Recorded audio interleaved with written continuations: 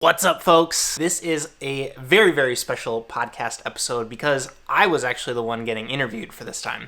And my good friend Cady was the one that interviewed me. She has a podcast that she calls Cady Chats, and she posted on YouTube. She reached out to me a long time ago, actually back last year, and asked for a little bit of mentorship on social media and content producing and video editing. We hit it off immediately. I had the pleasure of cooking for her at one of my dinners last September, and we've just been in touch ever since. And when she started this podcast interview style show, she reached out to me and asked if I would be a part of it, and I said absolutely. So the condition that I gave her was that I could use the audio for my podcast and repurpose it as a Emulsion podcast episode. So I just wanted to give you a little bit of a primer here and tell you exactly what's up, because this will seem kind of like a little bit of a deviation from our normal style of format, but this is Cady interviewing me. We talk about social media, my failures, managing a team, being a creative, what to charge for your services, and we go into so much more. So I encourage you to listen to this and follow Cady at the end of this video.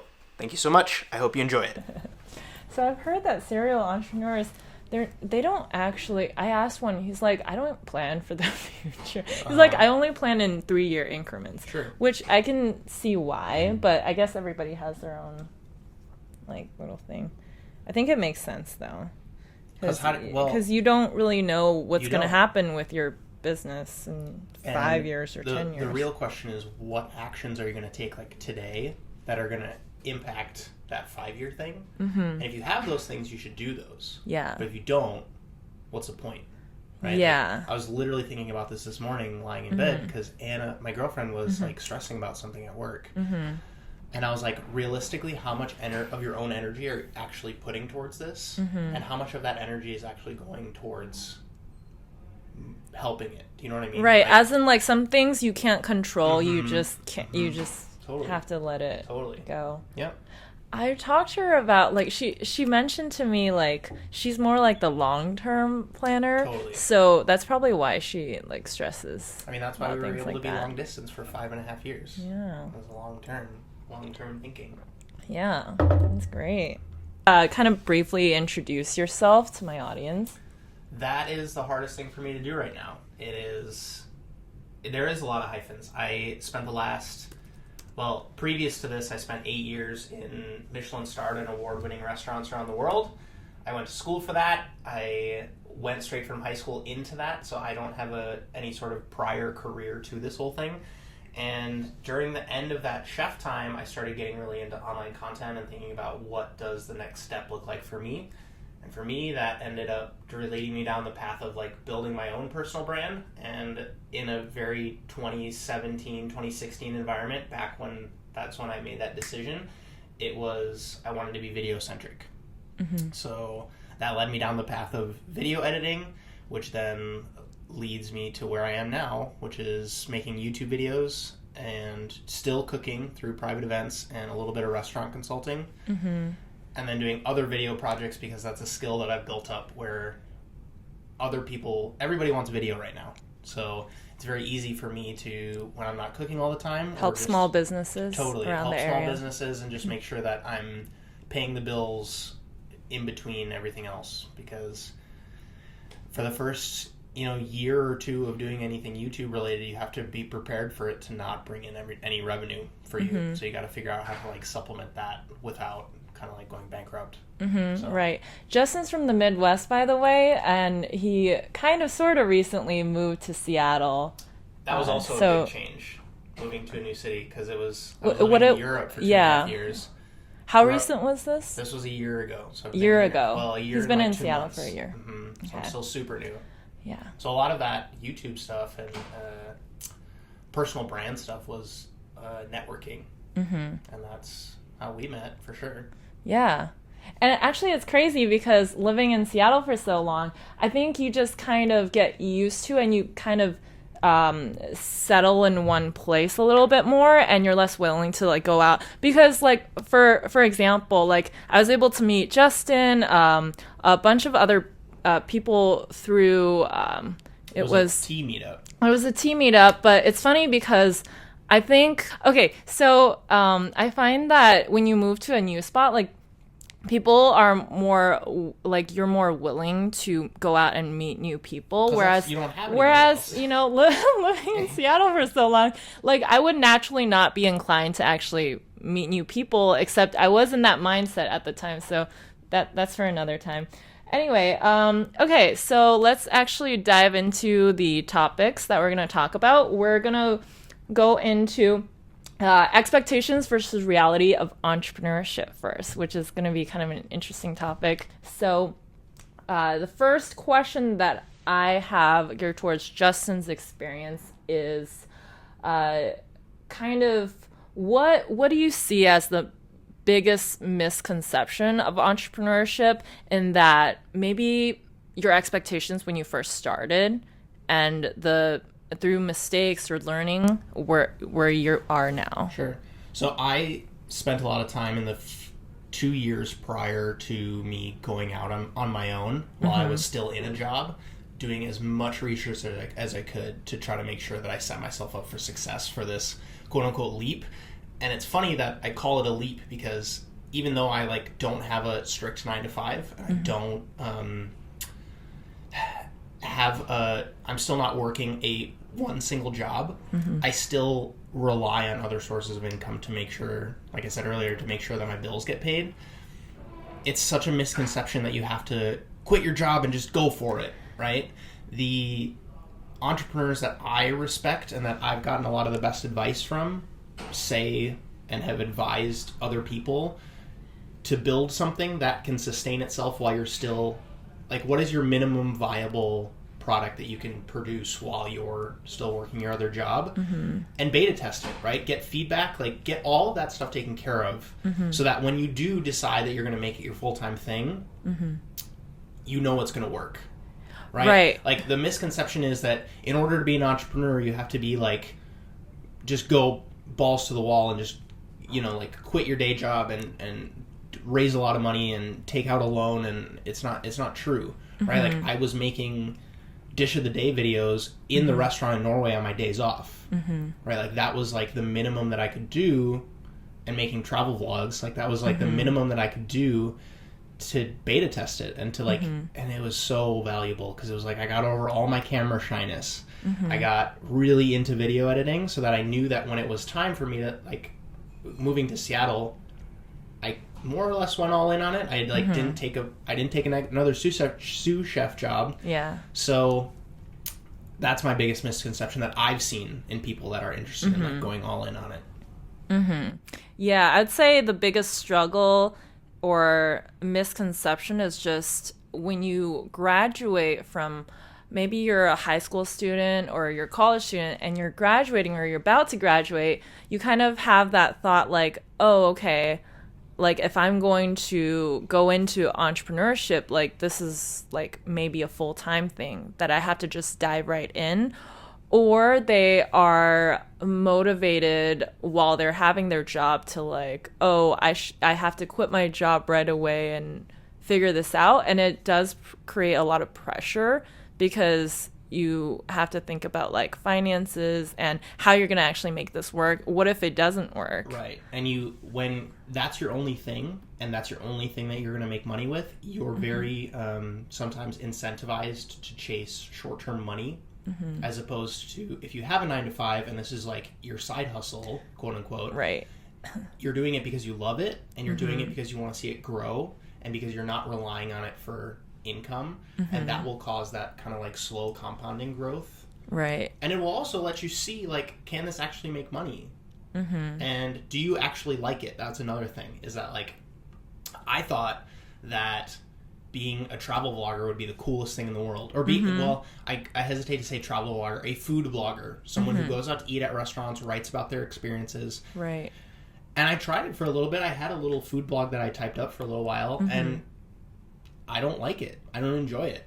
What would have happened if I would have said, screw the chef stuff, I'm going to go be a food blogger, the way that everybody else says, wouldn't work. Right. That's true. But I love your Hong Kong vlogs, and I think you should definitely... They're super fun. It's my opinion that Justin should continue his vlogs. I have a because they're also doing really well on YouTube. If you look at his Hong Kong vlog, I'll put it somewhere up here. Let's see. Let's move on to, okay, so we did lightly touch upon finances. Is that something that you feel like you are still struggling with, or something that, oh, I'm at a good place now with Patreon? So just to briefly, Justin I can talk has about sources of revenue. Right.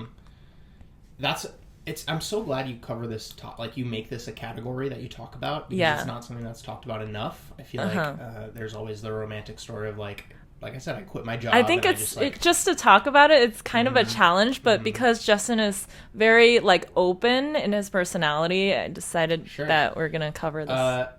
I'm not to a point when I can like go drink a Mai Tai in Thailand, right? Like I don't have enough passive income to do that. I'm still saying yes to odd jobs because I still am not to a point where I can fully pay my bills through the entrepreneurial stuff that I'm doing.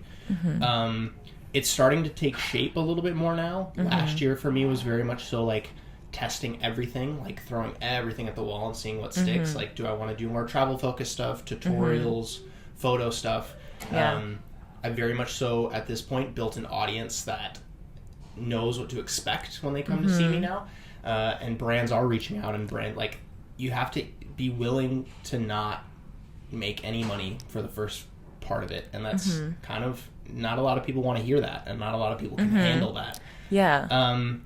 So sources of revenue right now is I'm working on a restaurant consulting project with a friend. I am doing my own pop-up events. Sometimes that's more or less like once or twice a month. It's not really enough for me to count it as a thing, but it's still something that I do. I have the part-time job working with my friend who owns a food truck, which again is not something that a lot of people, it's not sexy to say that, right? But for me, it makes total sense because the paycheck's really good and it requires absolutely no mental effort from me. I can just go, it's still cooking, which is something that I love. But it's like, there's no management, there's no creation, there's no ordering, I just walk onto this food truck and I can, which if anyone is interested in taking a side job, like go into retail, right? Like it's not sexy to say that you work at the flower shop down the street, but it's like that's going to take so much mental capacity off of your plate so that you can then focus that energy onto your 6 p.m. to midnight projects that you're doing. That's the worst thing you could do is when I started trying to video edit when I had a sous chef job, it was really hard because it was like that was a stressful position. I was running a kitchen. And so it's like to think of starting something from there, I didn't have enough RAM, right, in my brain to start to think about that growth. So I encourage you to take a side job. I encourage you to make sure that because two things are going to happen, right? You're going to be either stressed so much about your financials that you're not going to be able to put towards the effort to your goal that you want, or you're going to be so stressed out by this one job that you have that's paying your bills. Oh yeah, definitely. So try to find that middle ground. Like, what's that middle ground job where like you don't have to think a lot? You can just go. It pays your bills, and then you have all this extra energy and motivation, right? Because every single minute you're at that job, you're going to be thinking about like, man, I wish I could be at home editing right now, or man, I wish I could be at home drawing, or whatever it is that you're gonna do. Patreon has been great for me. Again, not something where it completely pays the bills. I'm using a lot of that to actually fund this office where I am so that I can create more. And then, of course, there's a little bit of YouTube AdSense money that's coming in. It's not amazing, but I mean, it's growing. And then a little bit of Amazon affiliate as well. Because I saw talk about a lot of products. Those are the only sources of revenue I have right now. It's probably like 6 or 7, which all in total adds up to make sure that I can pay my bills. But it's not. There's a lot, but so like, can I ask like percentage wise? Totally. Like, would you say I'd say it's probably like 40% through the food truck job, 40% through the restaurant consulting job. And then the other 20% is probably divvied up, and it varies month to month between YouTube, Patreon, Amazon affiliate, and then there's usually 1 or two odd jobs per month that I'll do, whether it's like a friend needs a video shoot done. Right. You're really good with video content. So it's like, yeah, use those hit skills. Him up if you're in Seattle. Totally. Like, He can do your videos. Well, you think about what you're good at. Use those skills and use them to get your bills paid. Like, you gotta hustle. So one last question we were going to cover before I end this particular topic is your mindset when charging for services. Sure. I think a lot of people, at least I'm one of them, sometimes we struggle with undervaluing what we can do or what we can put on the table. For example, photography. Maybe you are just starting out, or you started out for like, you're only doing this for like 2 years and you feel like you can't possibly charge a certain amount that someone else is doing. So can you talk a little bit about that in reference to your Totally. business? So I think it depends on your ambition. If you want to be a full-fledged photographer for life, you should start thinking about how can I put myself in the highest quality bracket possible, because you can always win on quality. You're always going to lose if you compete on price. If you always walk yourself around town touting that you're the cheapest photographer, the most affordable photographer, there's always going to be someone that's going to do it for less than somebody's you going to undercut you Exactly. anyway. Exactly. So it's like you're don't better. do that. Exactly. And so you're better. Like, that's what I do with my video services, right? Like, that's how I'm so easy to get hired for my video stuff, because I'm cheaper than anyone in town because it's not my main thing. Right. So you're always going to have someone like that who's willing to either do it for free to build their portfolio. Right. So you're better off pricing yourself higher and niching yourself, making sure that you can convey something that's very true to you, and you have a very unique style that people are willing to pay more for. And what is that? I don't know what that is for you or what it is for you. The other thing is to figure out what you absolutely need. Like, what do you need, and how does that work? So, like, to give you a great example, my rate for cooking at events is like between $20 and $25 an hour. My video editing rate is either per minute on a project, which is like per minute of the final product of the video, just to clarify, not per minute of how many minutes I'm working, or it's a set hourly rate, which is like between $50 and $60 an hour. Right. And the only reason that's a thing is because if I'm cooking, it's usually like an 8 to 13 hour day. If I'm video editing, if it's like a 4-minute video project, that'll probably take me like 6 hours. Right? Like, so like doing the math, it checks out where it's like, I can't charge $20 an hour for video because I give you a 4-minute video for like $120. That's such a good deal. That's crazy. No one charges that. Yeah. So you have to. The other thing that I would suggest if you're kind of skeptical about your hourly rate is to get on the. And I did this with a lot of my catering events. Is I would call a business in town that's doing the same thing that you're doing and pretend that you're a customer.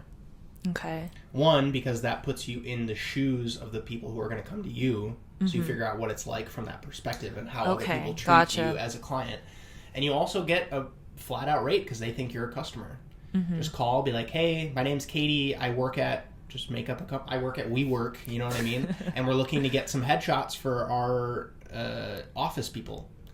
What does that look like working with you guys? And call up 2 or 3 other places in town, work through that whole experience, right? And just be fully transparent with them. Be like, I'm shopping around town. I just want to know what your guys' rates are so that I can get a good reference point.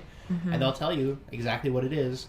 And then look at your work, compare it to their work, not in a kind of like super strict way, but just be like, because you might be like, I can do way better than that, you know? Or it might be like, oh man, you know, like, I totally see why they're charging that much money.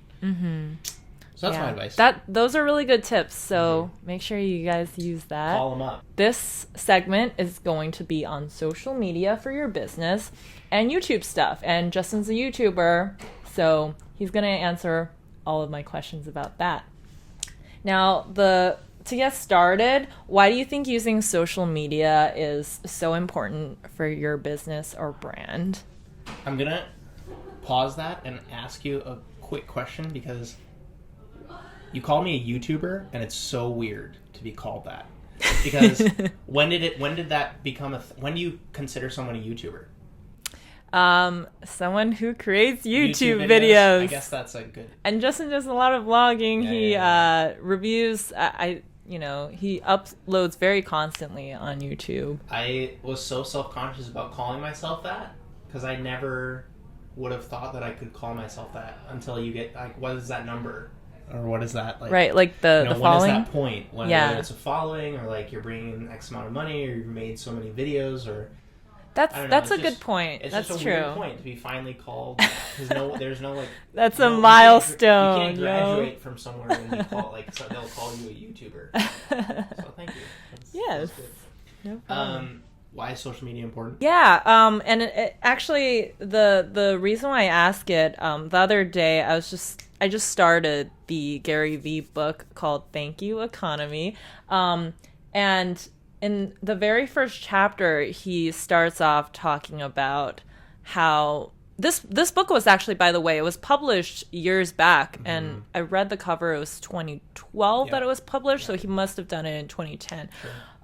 And back then, even then, he was saying how, we should use social media for your brand because your brand needs an online presence. Right. But Justin, I want to hear your thoughts. It's important because, and going back to what Gary will say a lot of the time is, if before anyone can talk about what they do, before anyone can sell you their camera or their cup of coffee, they need your attention. And you're probably watching this on the thing that gets your attention for a large percentage of the day, which is your phone. And if you look at your phone, what are the most frequently used apps, or your first tap when you go into your phone is probably a social media service. Mm-hmm. So, and the truth of it is, a lot of those platforms are free to publish your content on. And so to think that you would not use those things to share your ideas or your perspective is crazy. And it doesn't even have to be this well-produced stuff. I think about the guys back in the day that had the Blendtec blender. It's like, how the hell are we gonna like make Blender content interesting? Mm-hmm. And they started throwing iPhones and stuff into the blender. Yeah, that stuff was crazy. So it's, and just the fact that them, that video, is a shout to social media. And it's just it's exactly what Gary says. It's the current state of the internet. Mm-hmm. And we're all on it, and we're all using it. There's a few of us that aren't, and if that person is not, they will hopefully hear through your stuff, through word of mouth, through people that are using it. But the fact of the matter is, it's the fact that we're recording this on this many, like the state of technology is just so good that we can produce stuff like this and shout it out into the world and people can hear about it is pretty incredible. Yeah. It also works for someone like me who does something like food, where it is easy to, everybody likes seeing food on Instagram. Mm-hmm. So for sure. It is a little bit easier for me, so I am very grateful for that I'm not selling concrete, right? Uh-huh. Like, how do you make that interesting? Yeah. But I just think it's so low cost to enter. There's so many networking opportunities. Right, via Instagram DM. Totally. Like, that's one really good way, you guys. And there's just too many pros for me to give you a con. It's just so important. It's so important. Yeah, just to quickly add on to that, I mean, nowadays, before I go to the restaurant, I usually will Yelp it beforehand. I mean, if you have an online presence, like, I'll definitely check you guys out. And it's also a great way to promote local businesses, restaurants.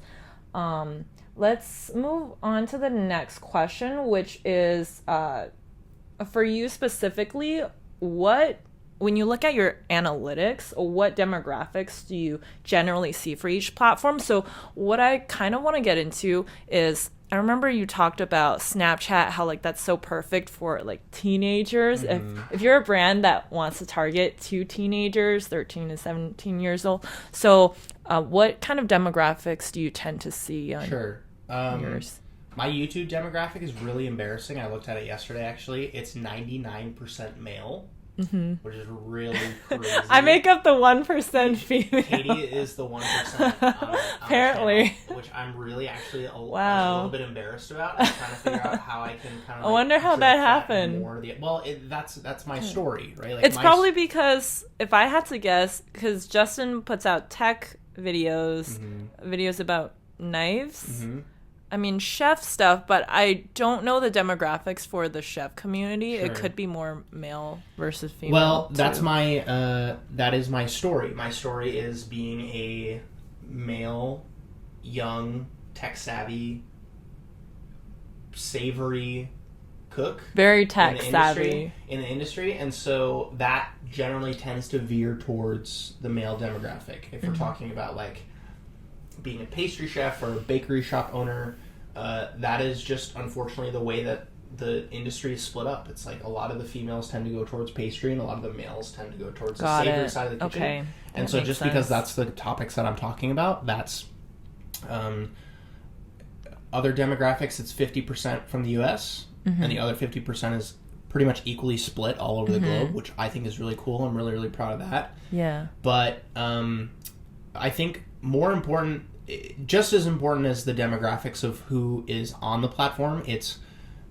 depending on who your target audience is on that platform, what are they looking to see from that platform? Like, you go to Instagram as kind of like escapism to see something beautiful, to maybe be motivated.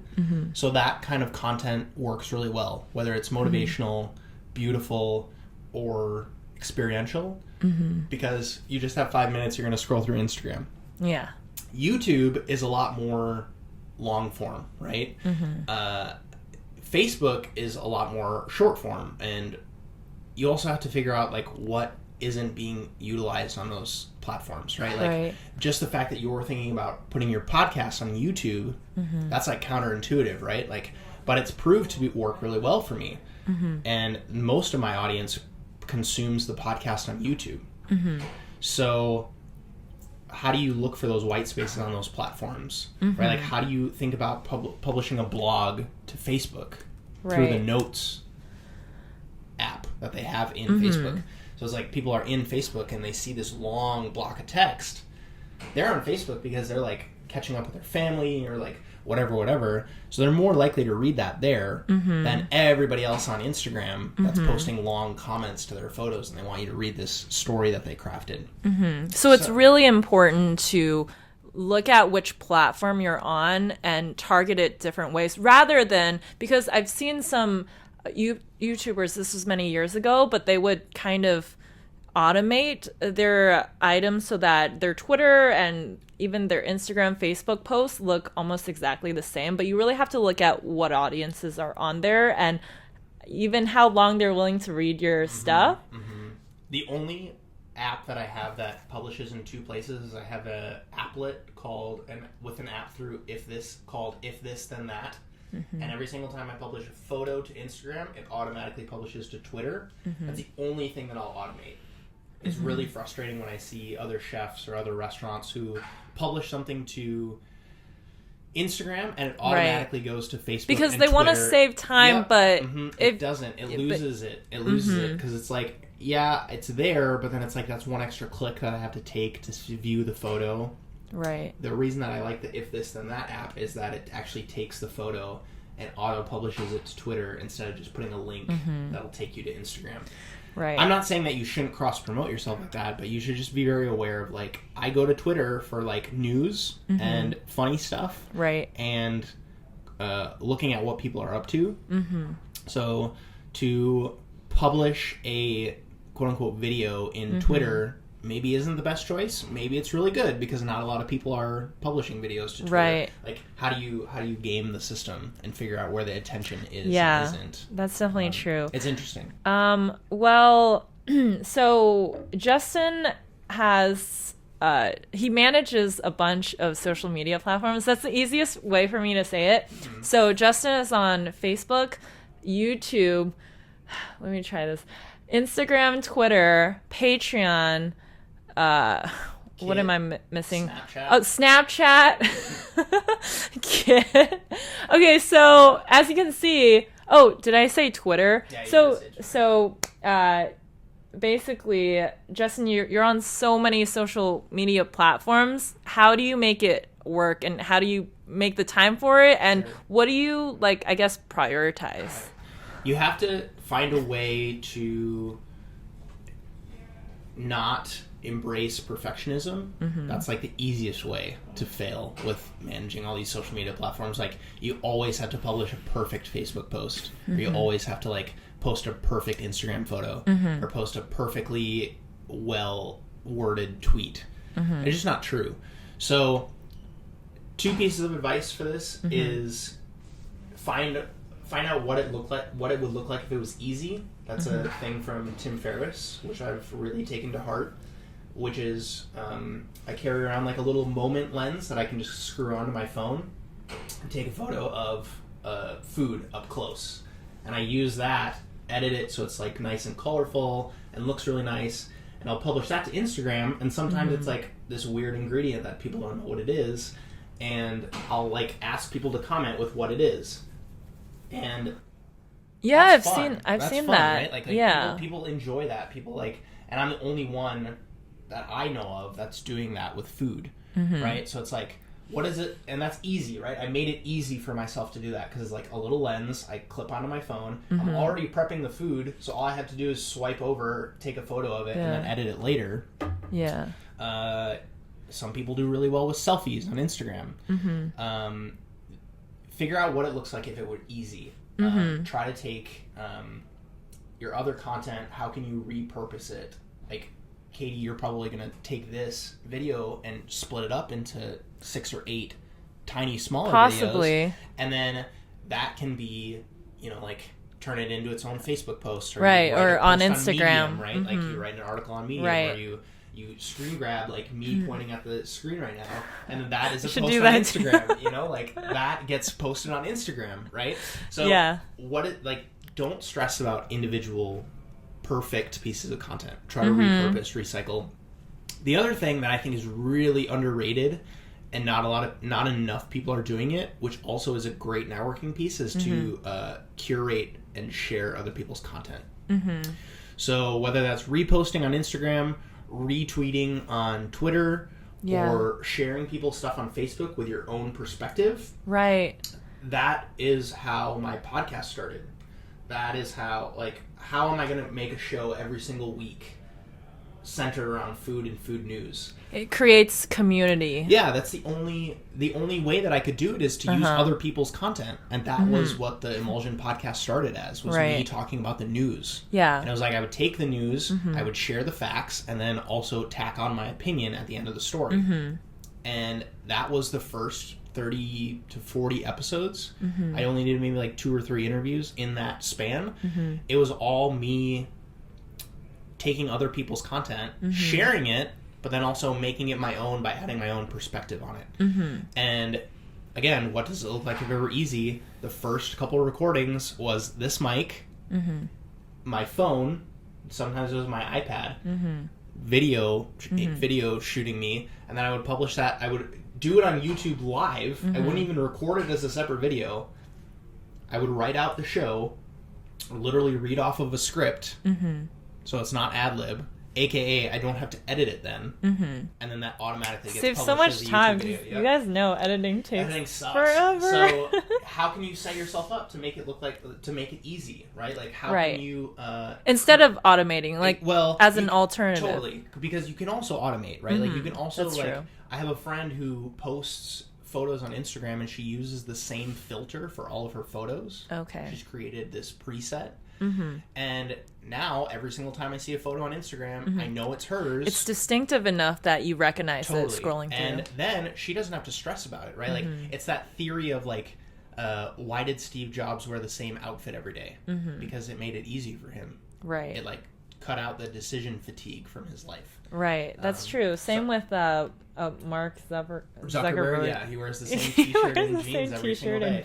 So that's my advice. Curating content is really important.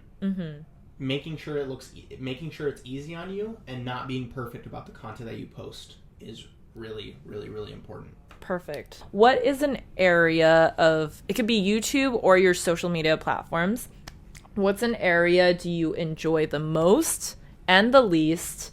And if it was the least, I guess, what areas would you outsource? Sure. So the area that I enjoy the most, and this is probably most YouTubers or creatives, is the creating part, right? Anything where I can get my hands on it and turn it into something that looks like mine, so that when I put my stamp, my name on it, I know that it's mine. Mm-hmm. So that includes the writing of the show, right? Right. Like I would normally the scripting? script my show out. Mm-hmm. The well, you gotta be behind the camera. Totally, you gotta be in front of the camera. I'm trying to set myself up for the outsourcing part. Is right. the talking, obviously, the actual talking. Can't outsource that. Ideas, right. That's what I enjoy. The set design, like figuring out what the background looks like, how is the lighting, whatever. Mm-hmm. And then, of course, the edit afterwards, which includes making sure the pacing's good, picking out the music, making sure the audio levels are right, color correcting, right, all of that. The text that goes over it, like I'll often use like little memes in my videos, right, and all of that I really enjoy. Mm-hmm. To flip it, the stuff that I would love to outsource and that I don't enjoy includes doing all the camera settings. Like I would love to have someone behind the camera making sure that I'm in frame. That is so important. It's really hard. We took a while setting this whole setup. The whole setup. So I would love to have someone that can help an me with area. that. Again, I do all my stuff myself. I should probably preface this with all of that. I do everything. I don't have any. It's a lot of work. Yeah, that's a lot of work. So this is the dream: is to if I were to have someone that would help me, it would be going behind the camera and making sure that I'm in frame and that it's recording and that all the audio levels are good.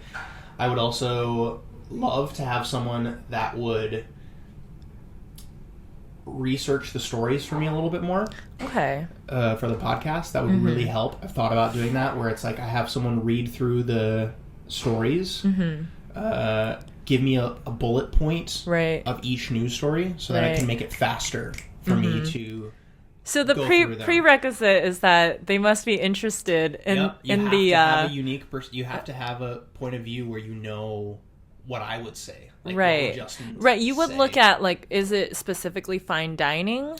Probably, or like whatever restaurant news. Like I would still curate the stories, right? Like I still, when I'm scrolling through to try to find the stories, I send them to a note app. Right. So I would still curate the stories. Right. But then instead of reading them all the way through, I would probably have someone else read it and summarize it so you can get it nicely. That would be really interesting. That's a good one. The other one would be to do all the back-end YouTube stuff. So that includes figuring out what the best keywords are to use for that video. Even thumbnail design? Thumbnail design I really enjoy. Okay. I really enjoy the thumbnail design part. So I probably wouldn't outsource that. Copying everything from the description. And pasting it and making sure that it matches what it is. Right. I think in summary it would just be, and this includes your social media platforms, just someone to actually just post your stuff. Right. Because by then you've already created the content that did the editing. It's just a matter of... And the other thing that's more of like a macro job, this is like little tactical stuff. Yeah. I would love to have someone that could, I could send them this video file. Right. And they could chop it up to a piece of content for me that's not perfect, but it's really, saves really time. Good. Send it to me and I'll post a lot of time. You know what I mean? Yeah. That would be what I would be interested in. That's good. You know, that's funny because I watched a Gary Vee video. He makes so many videos, but the one that I'm referencing is he was looking for a video intern or somebody to actually chop up his videos to make it Instagram postable. Yep. So posting on Instagram. Quick hack, if you ever want access to a YouTuber or anybody on social media right now, that is the easiest way to get access to them right now. Because everybody wants someone to do that for them. So if you have the skills where you can take their content, chop it up, and turn it into something that's digestible for another platform, create a little Google Drive folder, take a bunch of their content, chop it up, and make sure that it's good to post natively on Twitter. Right. Send them to find out how to get in contact with that YouTuber. Send them a link to that Google Drive folder and be like, hey, I just made a bunch of content for you for your Twitter. I just wanted to say thanks. That's awesome. Very smart. Huge. Like, that would just blow them away. They'd be like, holy crap. Like, they're like, they did this for me? Like, this is so useful. Like, so much more value given than just like, hey, can you give me a shout out? You know what I mean? Mm-hmm. Like, bring them value somehow. And it's going to just change the game for you. If you're interested in getting access to these people or working for them or learning from someone that you really admire, that's such a good idea. Huge. Get on that, guys. Like, do it right now. Like, stop watching the video and do it right now. All right. Let's move on to the 5 YouTubers you consistently watch all the time. So I'm just asking Justin, who are your YouTube inspirations? That's a good. I'm glad you phrased it that way, because there's my YouTubers that I watch because I enjoy watching them, and then there's other ones that I get a lot of inspiration from. So the first one that comes to mind is this guy named Craig Adams. Are you familiar with his stuff? What does he do? So he started off as a wedding filmmaker, and he created this thing called Wedding Film School. He grew it to 100,000 YouTube subscribers, but he was also building his own personal brand outside of that, which is interesting because that grew a lot slower than Wedding Film School did, because Wedding Film School was so focused and it had a very distinct theme and a very distinct demographic. Craig Adams, as a personal brand, he's kind of a weirdo. He's kind of a goofy guy. He likes really weird jokes. He's also a quote-unquote minimalist. So he really took to that movement. He wears the same t-shirts every day. He really lives in like a 2-bedroom apartment in Brooklyn, and it's like very sparse. It's like a couch and a TV. That's it. Right. He has like one plate in his apartment, but his vlogs are amazing. He's basically taking everything that he knows from making wedding films, comboed with his like really weird and quirky sense of humor, and they're just really unique vlogs. I get a lot of inspiration from him and just how he thinks about things. He makes $100,000 a year through affiliate marketing. Wow. On YouTube, which is also really inspiring, right? Like, you can do this full time. You can give your honest opinion about products. Only talk about the things that you are actually using, and actually make a lot of money off of it. That's number one. Number two is probably Gary Vee stuff, just because. And the reason I'm using his stuff not is just because I get motivation from him, but also because he has 14 people on his content team. So not just on YouTube, but what does it look like to have a 14-person content team? That I get a lot of inspiration from that. Looking at what, if you have that big of a team of people on the same product, what does that look like?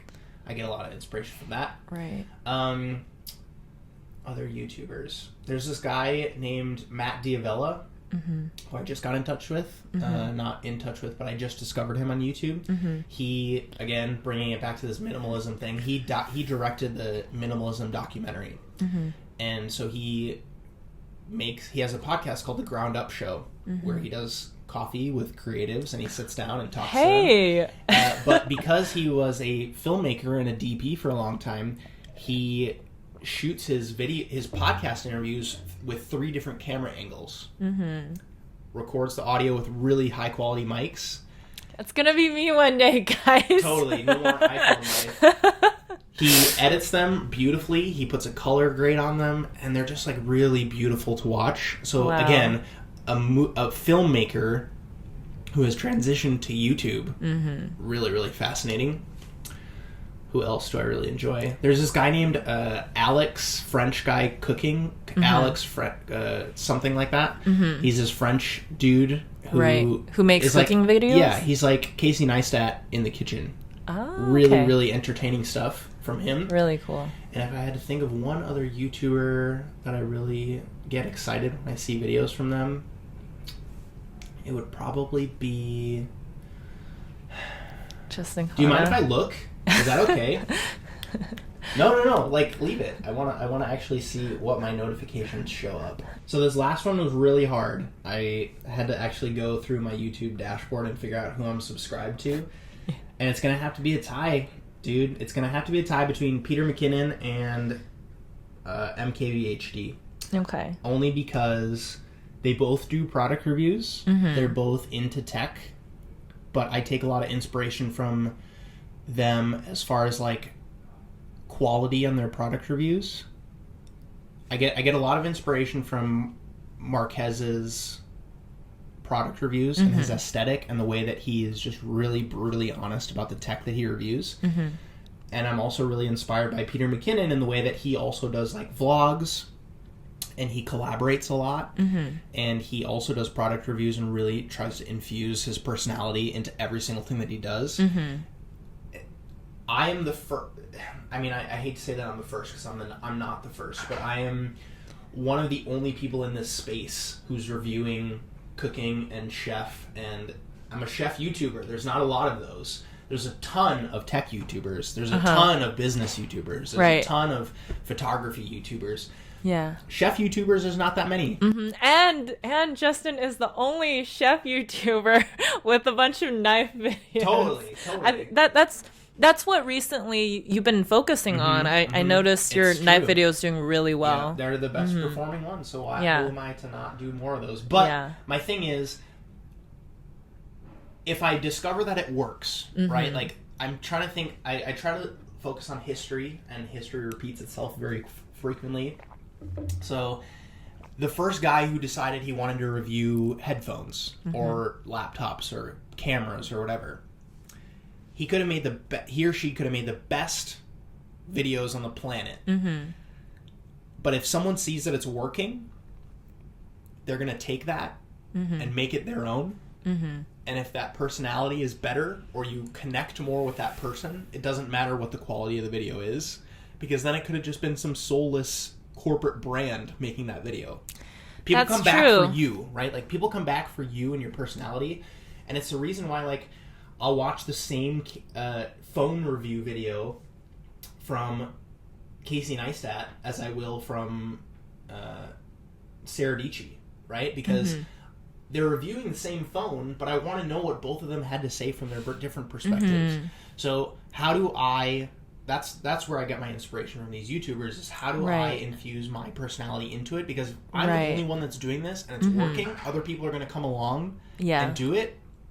How do I make sure that I'm still not the best, but the only one in that category? So it goes back to like that personality. That's the main reason why people, tend to watch YouTube videos. Best Justin Khanna. On the and we're gonna cover a little bit more about the Justin Khanna brand in just a little bit. We're gonna cover another topic, which is leadership, goal setting, and forming a team. So all of you guys who have built companies or who are managing teams, it's always interesting to see perspectives on team management.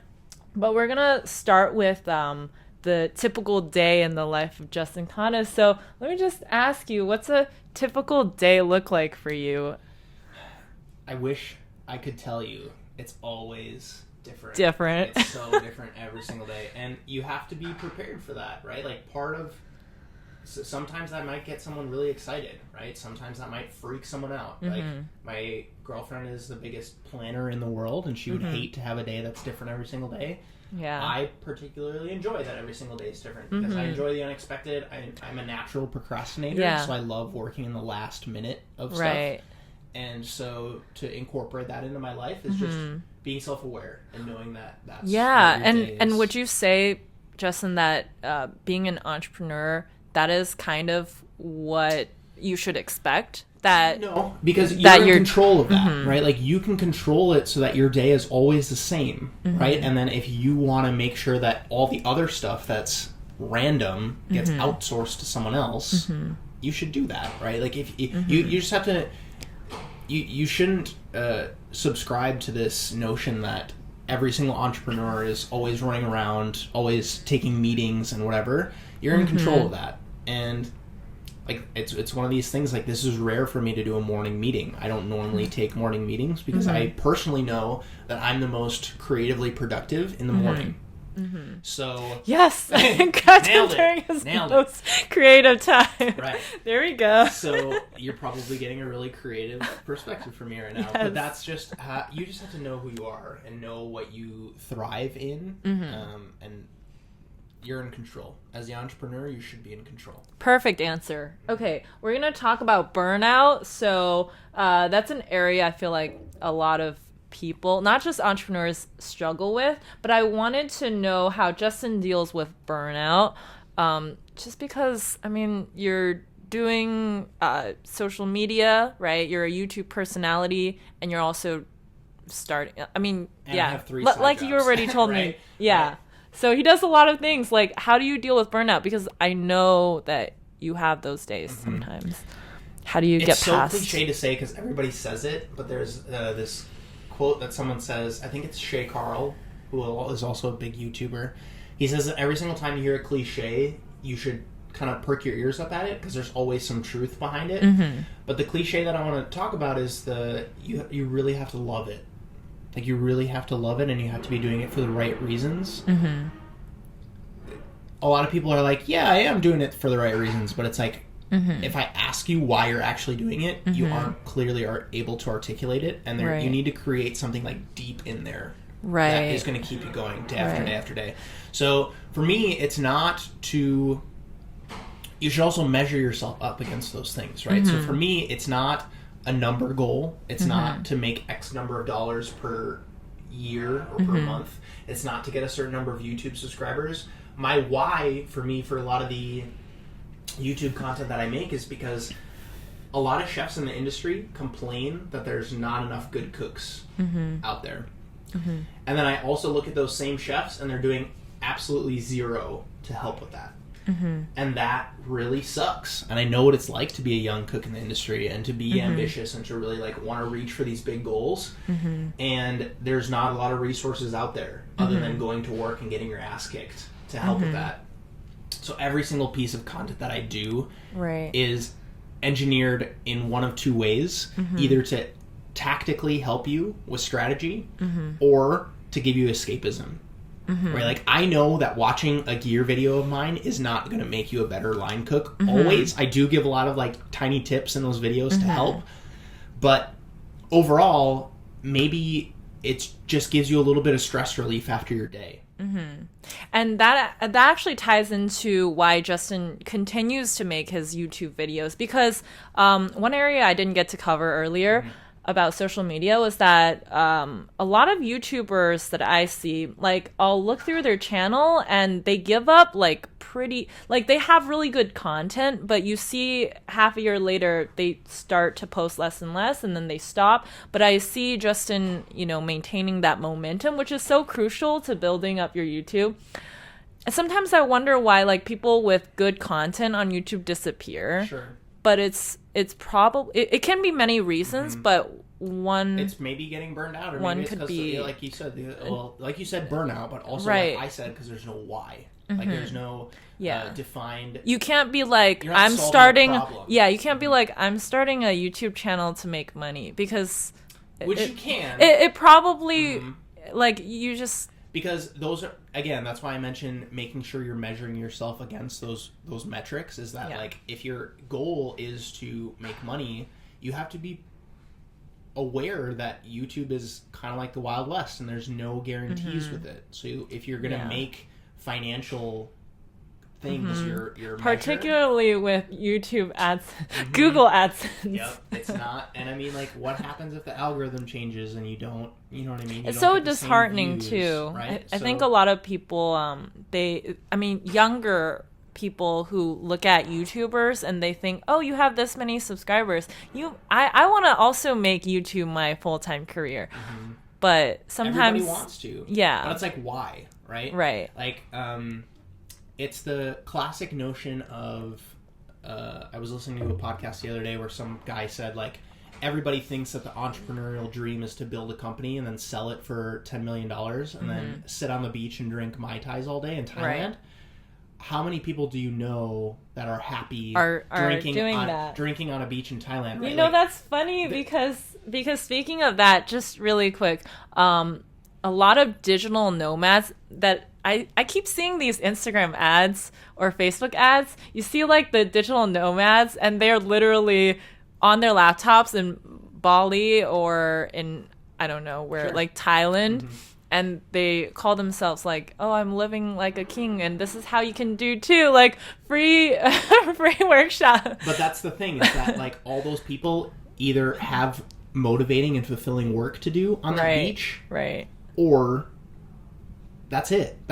Like there is nobody that lives 5 years at a time drinking Mai Tais on a beach with nothing else to do, right? Like humans are hardwired to solve problems, right? So that's ultimately what you should set yourself up for, is what problem are you solving, or who are you helping, right? Like if you can keep one of those two things in your mind, it's really going to help you without burnout. Also, like I said, structuring your day to make sure that you are doing your best work when is right for you, right? Like all these videos where it says like, this CEO wakes up at 4:45 every morning. I watched those videos. BuzzFeed. If that's not you, don't do that, right? So if you're a night owl, Totally. then like, you should just figure out what works for you. Tim Ferriss does his best writing between 10 p.m. and 2 in the morning, right? So like that's totally counterintuitive to what everybody else says. So it's really interesting. Figure out what's best for you. Don't try to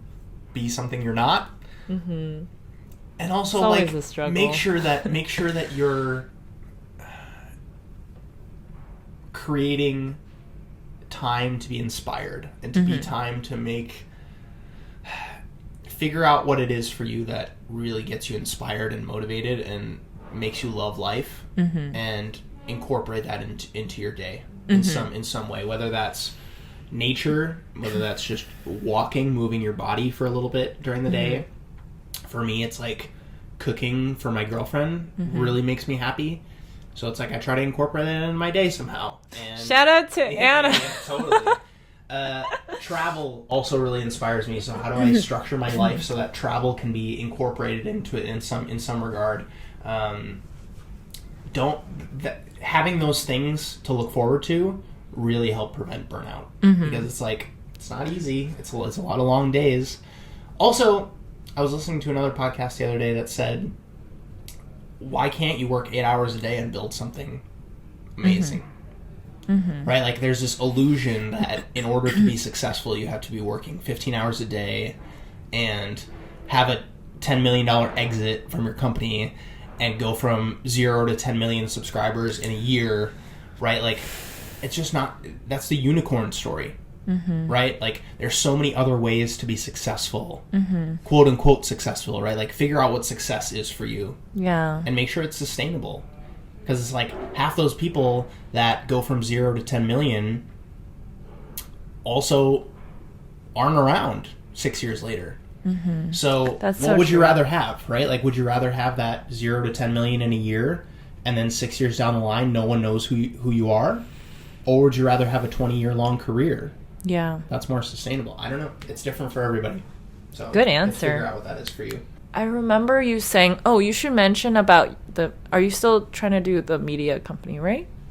Someday. It's not front of mind right now, only because I'm realizing that the personal brand can be its own self-fulfilling thing right now. Yeah. At this point in my life, while I like that idea. My family is still healthy and able to travel, I want to prioritize that in my life, as opposed to building something with employees that rely on me and that I have to manage.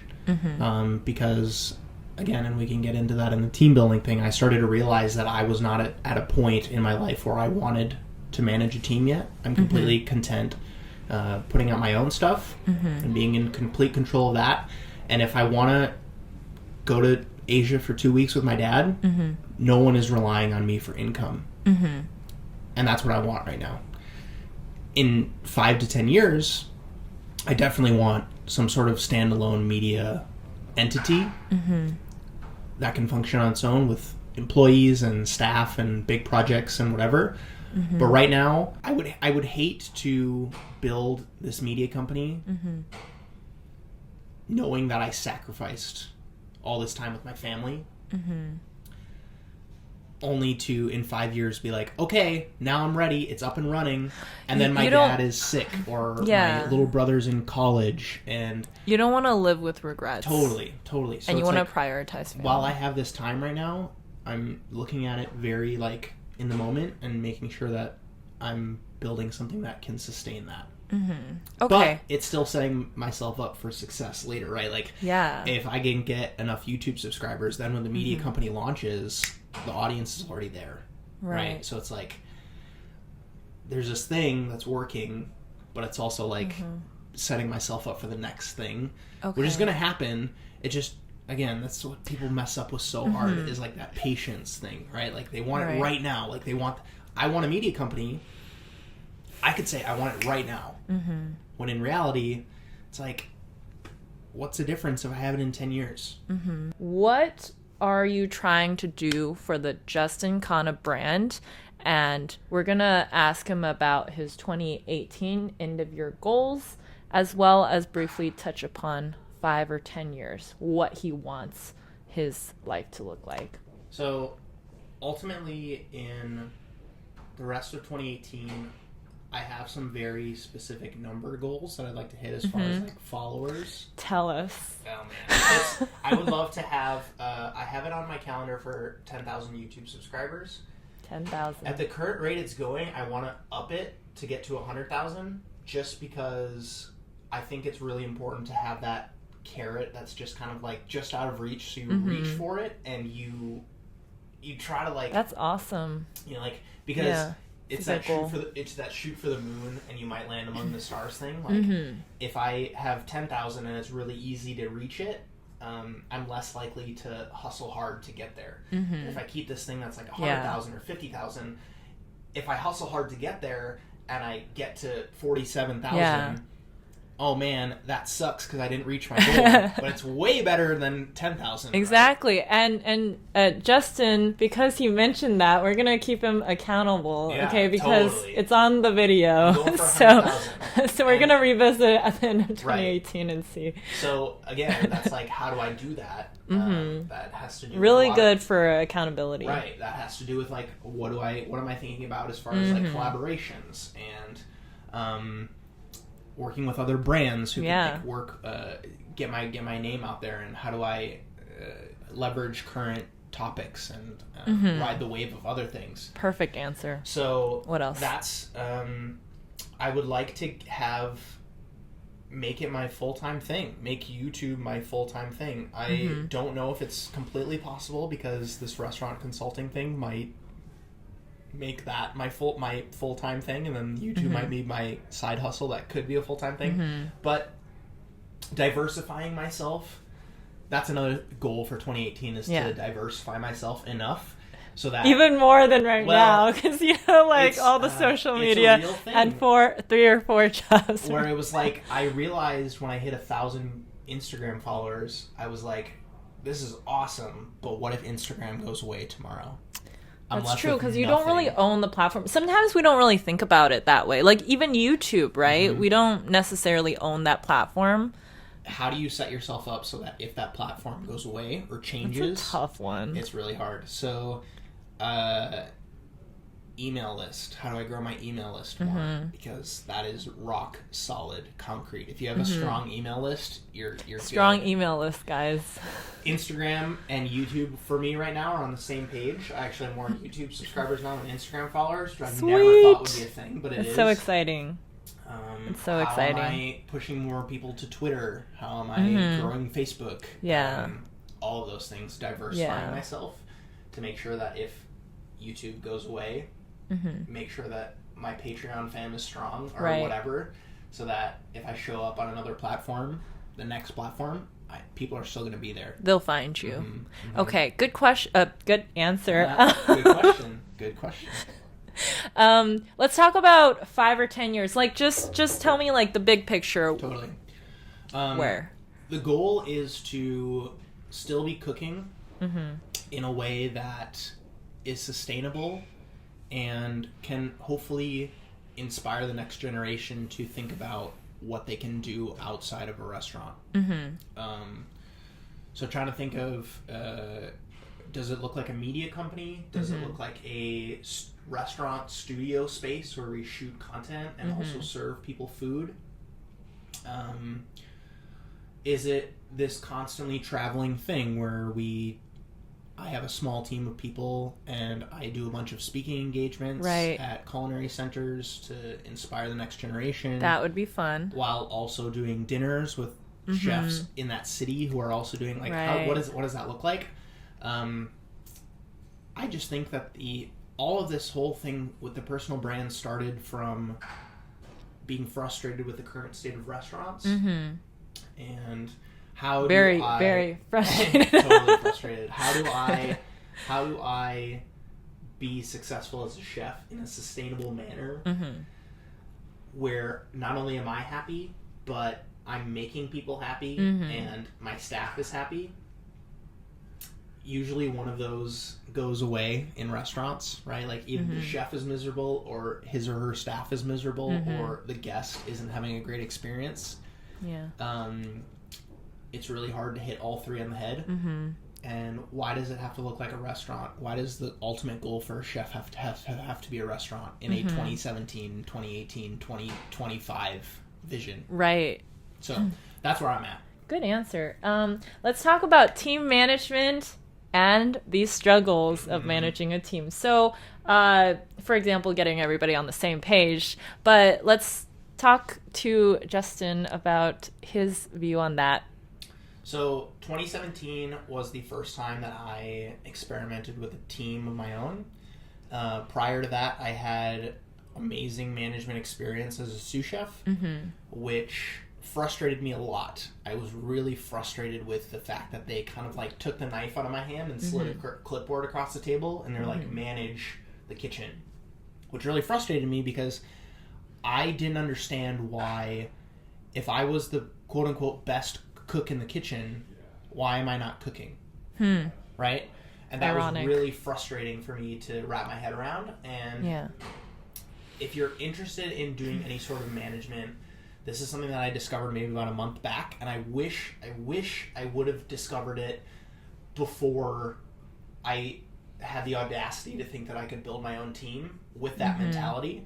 It's a book called Herding Tigers, Herding Tigers. It's by Todd Henry, and he talks all about managing creatives and how the skills that you have as the best graphic designer in the firm don't translate to managing a team of graphic designers. That's so true. And what do those other skills look like, and what do creatives look for and need in a leader? Right. And how do you manage that team and make sure that everybody's motivated and, like you said, on the same page?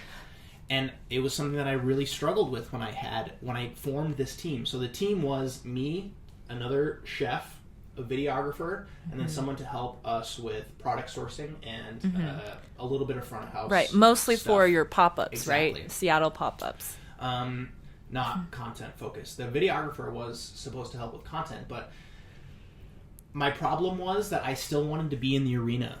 I still wanted to be hands-on and involved with the product itself. Not I wanted to hire a bunch of people who were self-motivated, who didn't want to be micromanaged, and shared your mission. Right, but I still wanted to cook all the time, and I still wanted to participate in the video. Right.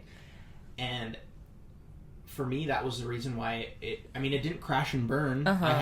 We made a lot of really great stuff. Right, but I had to have a meeting with them and struggle. say, like, hey, I can't work like this anymore because it's not exactly the way that I envisioned it. And that's on me, right? Like, that's the ultimate thing that you have to realize. If you're going to be managing a team, everything is on you, right? Like, stuff goes bad, it comes back to you. And there's so much more to managing than people give it credit for. But managing is a skill. It's not something you're naturally born with. None of us are born as managers. Right. And there's ways to get those skills. Right. But you need to wrap your head around the fact that you're managing creatives, and creatives are really hard to manage. They're not robots. They like to think freely and whatever. Right. But it was really if I had to do it again, I would have read this book, Herding Tigers, and realized the things. I'll go ahead and read it after things this that he video. talks about, because it's so powerful. And I had to. That's maybe a reason why I'm starting to take it back and start to think about what does my own personal brand look like, and maybe in 5 or 10 years I will start to think about building a full-fledged team when you feel like you're ready, when I feel like I've had my fill of the cooking or the editing or the whatever part, because as a manager they rely on you for a lot of stuff. They rely on you for the vision, they rely on you for feedback, right, which you weren't necessarily used to. I wasn't giving that to them.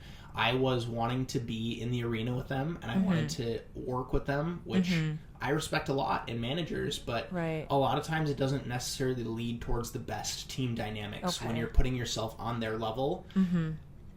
As much as people like to say, I don't want a manager, I hate people. That was your idealistic part going into a lot the of pop-ups. I always wanted to be like, I don't tell my staff what to do. I let them make their own decisions. Yeah. Which is great to say, but a lot of times the best work gets done when you have a very outlined vision of what you need to do and how you're going to get there and how you're going to execute on that vision. Right.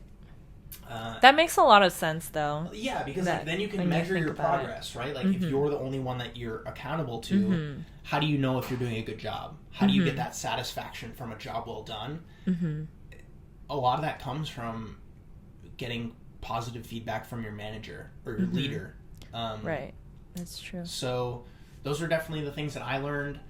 It wasn't easy. It was really hard because I took a lot of pride in the way that I managed. It just, when you're working with creatives, you have to think differently. You have to make sure that you're setting them up for success. You're giving them a safe space to create in. And when I was in that space with them, I couldn't be their superior and their peer at the same time. Right. There has to be one or the other. It's a little conflict. There was another thing I listened to the other day where it was like organizations that operate on a flat plane. There's no hierarchy to their organization.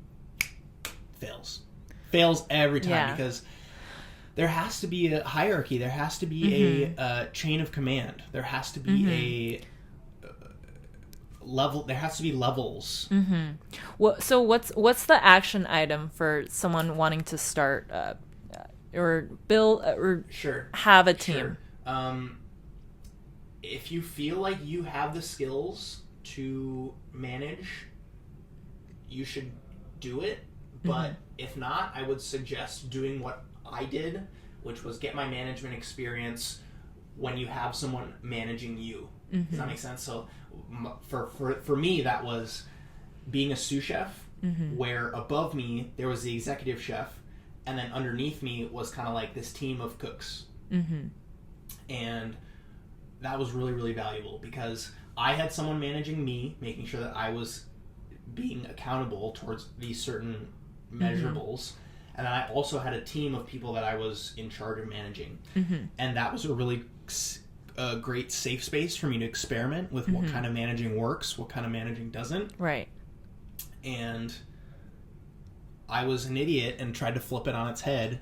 And I figured out what worked. And I was like, this is stupid. I want to do my own thing. And it failed. So it's really hard to wrap your head around that, but you have to. Maybe it works. Maybe one of you can be the peer and the superior. But for me, it didn't work. And maybe there's a way to do it in a way that does. But at this point in my career, I don't have the skills to make it happen. And so I pivoted. Right. You mentioned earlier that you wanted to be like this, but then you said later that it requires a hierarchy. Totally. So how do I think about that? This means, to me, now that I see it and now that I've dealt with it, this photo now to me means that I'm going to be the first one to get hit. You know, like if we're charging into battle. Responsibility. Yep. I'm going to be the first one to get hit. I'm going to be the first one that takes the first step. I'm going to be the one that tells everybody else that it's safe to keep going. I'm going to tell the people to go faster or slow down. That's what being a leader is to me. This is different. because the boss or the manager part is different because it is telling people to go faster when you're not able to be empathetic to where they are and what they're dealing with.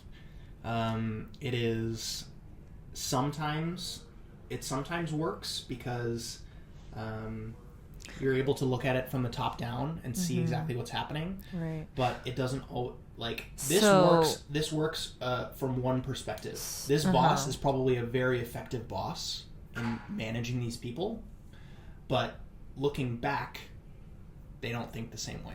Okay. It doesn't go both ways. That's the difference. So in your perspective, if you were to lead a team again, would you want to be somewhere in between? No, I would look at this bottom photo as from a different perspective. Okay. Right? Not, I'm on the same level as you guys, let's do this together. I'm looking at it from the perspective of, we're going to do this, and I'm going to make sure everyone's going to be okay. Okay. Right? Like, I think I got it now. You feel safe enough to share your ideas. You feel safe enough to do your best work. You are set up for success. You have all the tools you need. I give you the space to create your best work, and I also am in it enough so that you know I know exactly what you're dealing with. As opposed to the other way, which for me was I'm going to create with you and we're both on the same page. You know what I mean? Yeah. It's very different. It's very different because then who's making sure that it's safe? Who's making sure that everything is going to be okay if I'm also dealing with the same so problems good that you had that experience. 100%. And I needed to do that. I needed to do that because it gave me this different point of view, and it was like, I wasn't wrong. I was just, I had it twisted. It was just a little bit twisted in my head. Right. Because I know, like, you were struggling, like, you wanted to be, like, the kind and empathetic leader, and you thought maybe that was putting you on the same level as everybody else. Yep. But after practice, or, after your experience, it's you realize... a very frequent thing that I think about with why in the Star Wars franchise do people love Darth Vader as opposed to the Emperor. Because the Emperor technically was, quote-unquote, more powerful than Darth Vader, and he had more responsibility, and he was the biggest whatever. People love Darth Vader more because when it came down to it, Darth Vader would pull out his lightsaber and fight with all the other stormtroopers. Yeah. The Emperor just that gives him more credibility, too. Totally. People saw the Emperor sit back in his chair and get shot down the tube or whatever happened at the end of that movie. Yeah.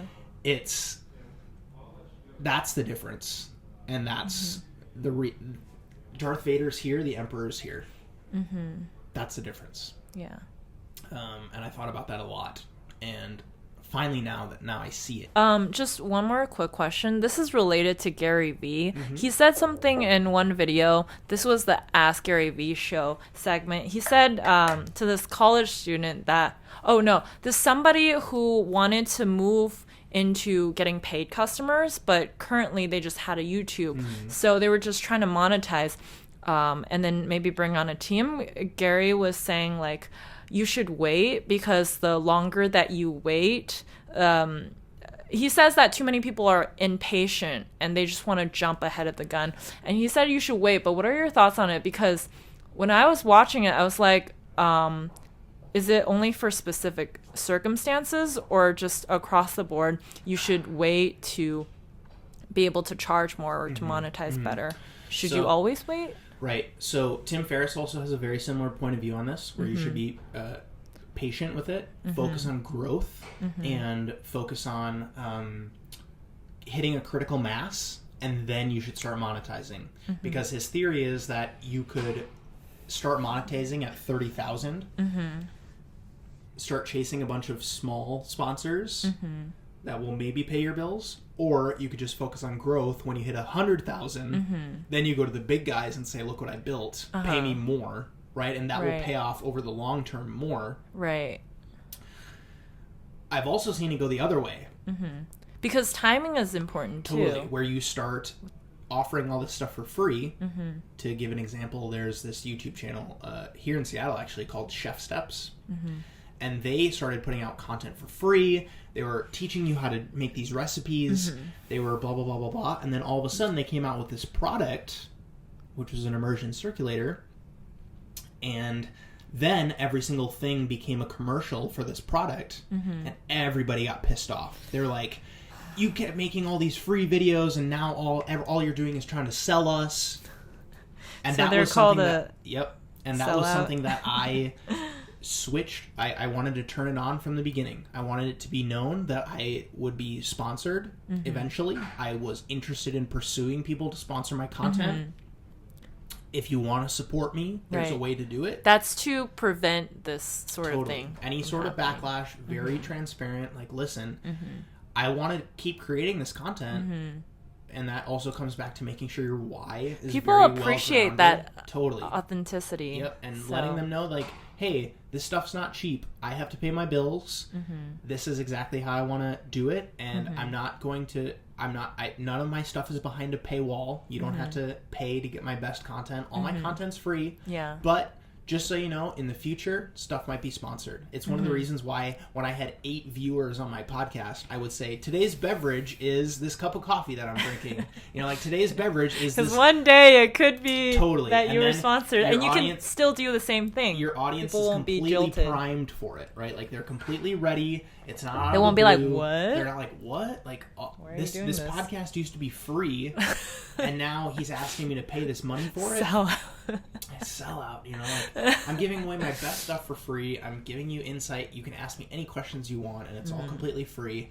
But at the same time, I got to get paid. I love that approach. So I think that's very there's good. no right or wrong answer, right? Like, there's no, like, you should automatically start doing affiliates and looking for sponsors. And there's also not, like, you should wait until this number and then start going out for people.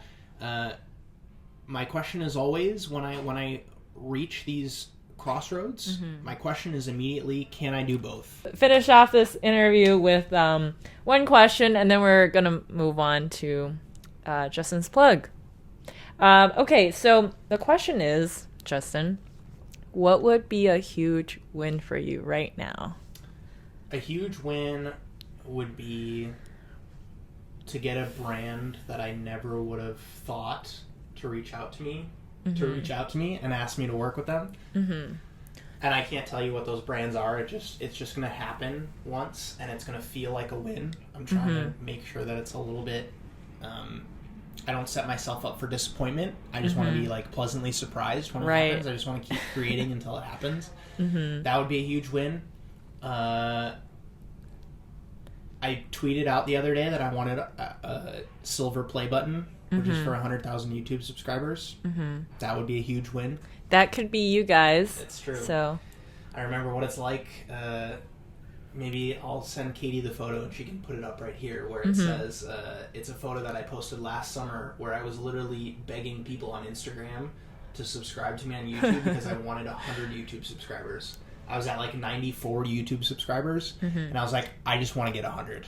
So please, if you're on Instagram, I had like 600 followers. I was like, is it your OCD side? Yeah, kind of. Just I want to wanted get to be that there. 100. I just hated seeing the double digits. I wanted the triple digits.